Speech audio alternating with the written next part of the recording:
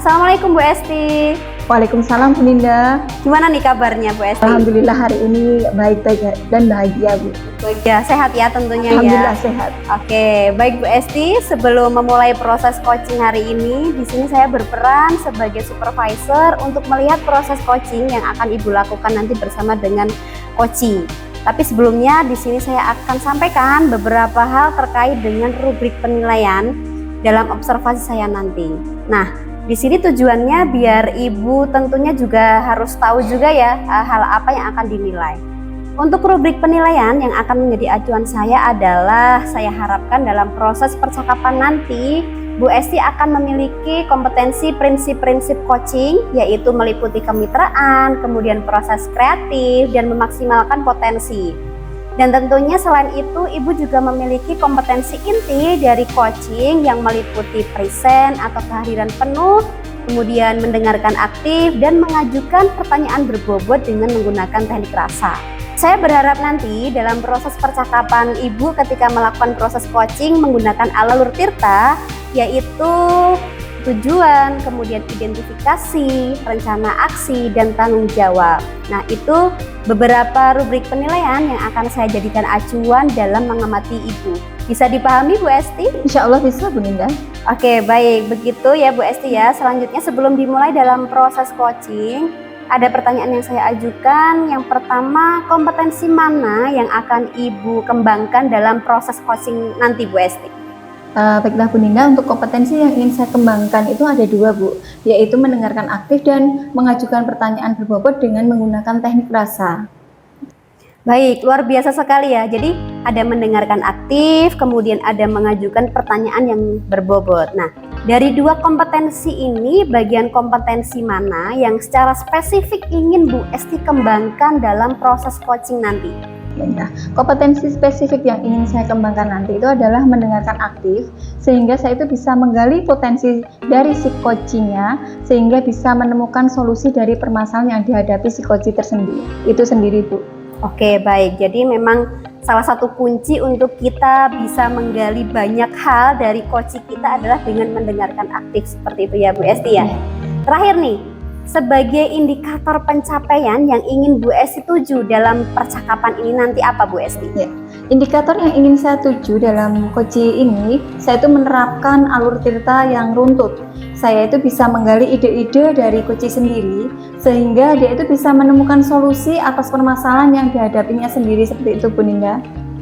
Oke, nah semoga dengan indikator yang disampaikan Bu Esti tadi terkait proses coaching yang meliputi alur tirta, kemudian ide beserta solusi dari coaching itu bisa tergali dengan maksimal nanti ya Bu Esti ya. Nah, hanya itu saja yang saya tanyakan. Selebihnya setelah ini saya persilahkan Bu Esti untuk bisa memulai proses coaching ini bersama dengan coachingnya. Dan saya berharap juga saat proses percakapan nanti bisa berjalan dengan lancar seperti itu ya Bu ya. Siap, terima kasih Bu Ninda. Oke, sudah siap? Bisa dimulai proses coachingnya Bu Esti? Baiklah, sudah siap saya. Baik. Baik. Selamat siang Pak Han. Ya, selamat siang Bu.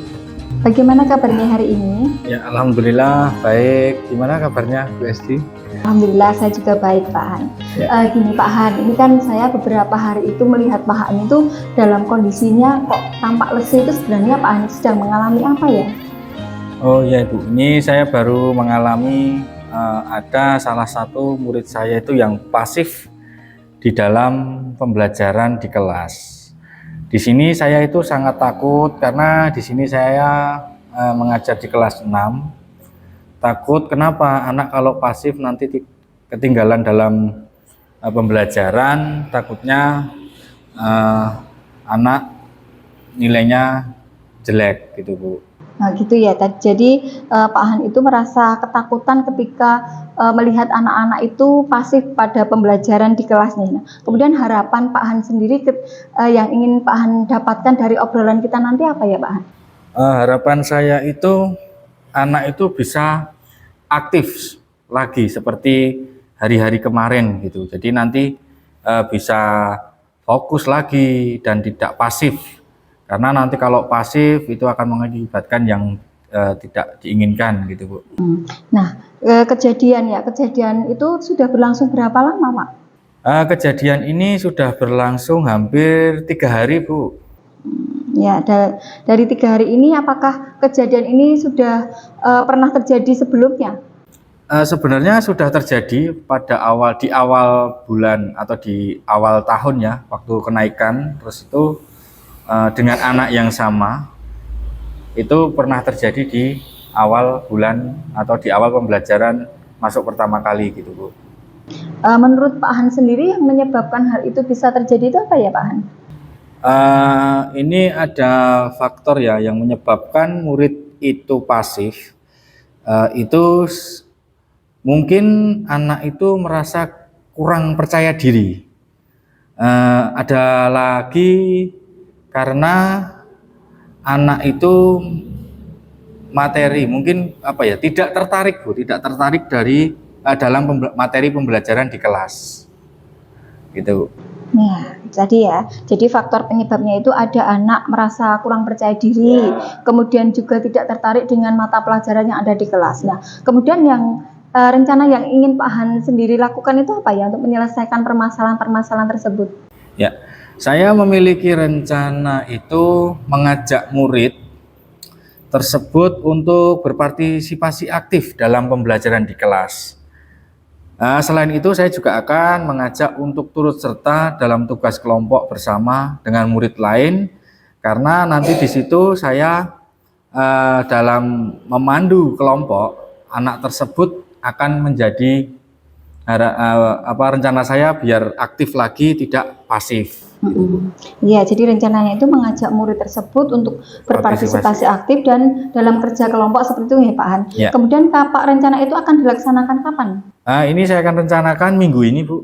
Minggu ini ya, dalam minggu ini. Kemudian komitmen ke depannya agar masalah ini tidak terjadi lagi, supaya tidak ada anak yang merasa kurang percaya diri, kemudian tidak tertarik dengan pembelajaran yang ada di kelas, itu komitmen apa yang akan Pak Han sendiri lakukan? Ya, ini komitmen saya yang saya akan laksanakan atau yang saya buat, itu saya akan berbicara dengan murid tersebut secara 4 mata, Bu.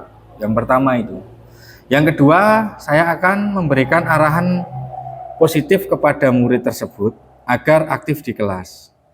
Terus yang ketiga, yaitu saya harus berkolaborasi dengan wali murid sehingga saya bisa tahu perkembangan anak di rumah juga. Gitu. Ya, jadi ada tiga hal ya yang ingin Pak Han lakukan, yaitu berbicara dengan anak itu sendiri secara 4 mata, kemudian memberikan arahan supaya bisa aktif ya, atau memotivasi anak tersebut, kemudian kolaborasi dengan orang tua karena memang itu sangat penting ya Pak Han. Ya, baiklah Pak Han, semoga apa yang menjadi komitmen Pak Han itu nanti ke depannya bisa terlaksana dengan baik, dan masalah-masalah yang dihadapi Pak Han selama di kelas itu bisa terpecahkan ya. Terima kasih Pak Han untuk hari ini, semoga obrolan ini bermanfaat. Terima kasih Bu Esti. Baik Bu Esti, tadi saya sudah mengamati untuk proses coaching yang sudah Ibu lakukan. Jadi terkait dengan proses ini ada beberapa catatan, tapi sebelum saya sampaikan apa yang menjadi catatan saya, mungkin saya akan menanyakan beberapa hal dulu ya Bu Esti ya. Ya, silakan Bu Dinda. Baik, pertanyaan pertama nih Bu. Apa yang sudah Ibu Esti lakukan dalam proses coaching tadi, dan apa yang sudah menjadi indikator ketercapaian dalam proses yang dilakukan tadi, Bu? Iya, dari proses coaching tadi itu saya sudah melakukan prinsip coaching, yaitu secara kemitraan, kemudian proses kreatif, dan memaksimalkan potensi si coach. Kemudian kompetensi inti yang sudah saya terapkan itu adalah mendengarkan aktif dan mengajukan pertanyaan yang berbobot. Begitu Bu Dinda. Oke, jadi yang Ibu sampaikan tadi sesuai dengan catatan saya. Jadi di catatan saya nih, Ibu memang sudah memberikan prinsip-prinsip kemitraan. Itu saya lihat dari ketika ngobrol dengan coach merasa setara. Kemudian Ibu juga melakukan prinsip kreatif, di mana Ibu berusaha untuk menggali kreativitas dari coach untuk bisa menentukan solusi dari permasalahan yang dihadapi. Nah, Ibu juga sudah mengajukan pertanyaan berbobot agar bisa memaksimalkan potensi dari coach, Dan Ibu juga memberikan kompetensi inti seperti yang disampaikan ketika pra-supervisi tadi. Nah, tadi Ibu juga menyampaikan ada 2 kompetensi yang akan Ibu tuju, yaitu mendengarkan aktif dan mengajukan pertanyaan berbobot. Dari catatan saya, ini Ibu sudah laksanakan. Kemudian yang paling penting yang sudah Ibu lakukan adalah menerapkan alur Tirta dalam proses coaching, yaitu memulainya dengan tujuan, kemudian mengidentifikasi, kemudian melakukan rencana dan tanggung jawab. Nah, alhamdulillah secara umum di catatan saya tadi, Ibu sudah melakukan proses coaching dengan sangat baik. Luar biasa sekali ya Bu Esti ya. Oke, kemudian pertanyaan terakhir, kompetensi apa nih yang ingin Ibu kembangkan berdasarkan proses coaching yang sudah Bu Esti lakukan bersama coach tadi? Kompetensi yang ingin saya kembangkan itu adalah kehadiran penuh dari si coach.